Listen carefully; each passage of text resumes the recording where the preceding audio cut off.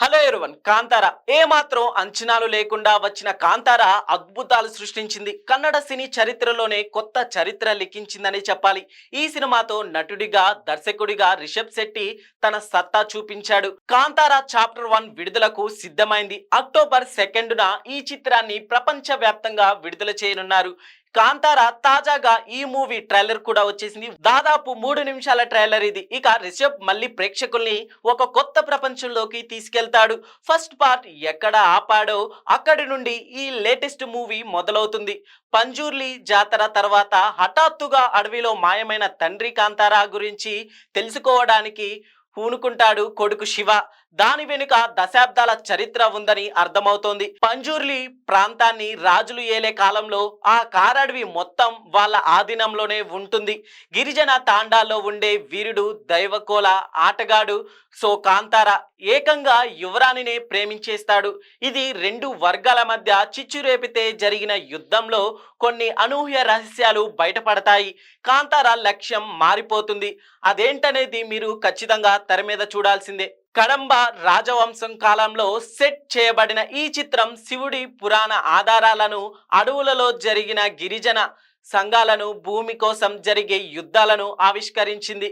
ట్రైలర్లో గుర్రపు రేసులు, భారీ యుద్ధ సన్నివేశాలు, దైవిక శక్తుల సూచనలు కనిపిస్తాయి. కాంతారతో పోలిస్తే ఈ చాప్టర్ 1లో ప్రపంచం విభిన్నంగా ఉంది. ఇక ప్రేమ, నమ్మకం, ద్రోహం, యుద్ధం, చివరిలో ఈశ్వరుడి దర్శనం. ఇదే కాంతార చాప్టర్ 1 కథ. ఇక విజువల్ పరంగా కాంతార అబ్బుర పరచబోతుంది అనే టాక్ కూడా వస్తుంది. క్లియర్ గా అర్థమవుతుంది కూడా ట్రైలర్ చూస్తుంటే. ఇక రిషబ్ ఈసారి మరింత కష్టపడినట్టు స్పష్టంగా అర్థమవుతోంది. చివరిలో ఈశ్వరుడికి సంబంధించిన ఓ షాట్ ఉంది. అక్కడ కూడా రిషబ్ శెట్టినే కనిపించాడు. కాంతారాలో ఓ మామూలు కథకు దైవత్వాన్ని అద్ది మరో డైమెన్షన్ లోకి తీసుకుపోయాడు రిషబ్. ఈసారి కూడా అదే చేయబోతున్నట్టు తెలుస్తోంది. కాకపోతే ఆ వరల్డ్, అక్కడి సామాజిక స్థితిగతులు కొత్తగా అనిపించాయి. ఈసారి కూడా భూమి, మట్టి, సాంప్రదాయాలు వీటిపై ఫోకస్ పెట్టాడు రిషబ్.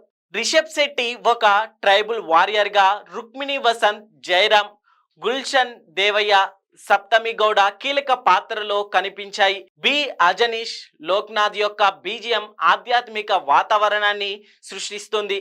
అరవింద్ కౌశక్ సినిమాటోగ్రఫీ, అడవులు సన్నివేశాలు, యుద్ధ సన్నివేశాలు ఆకర్షణీయంగా చూపిస్తున్నారు.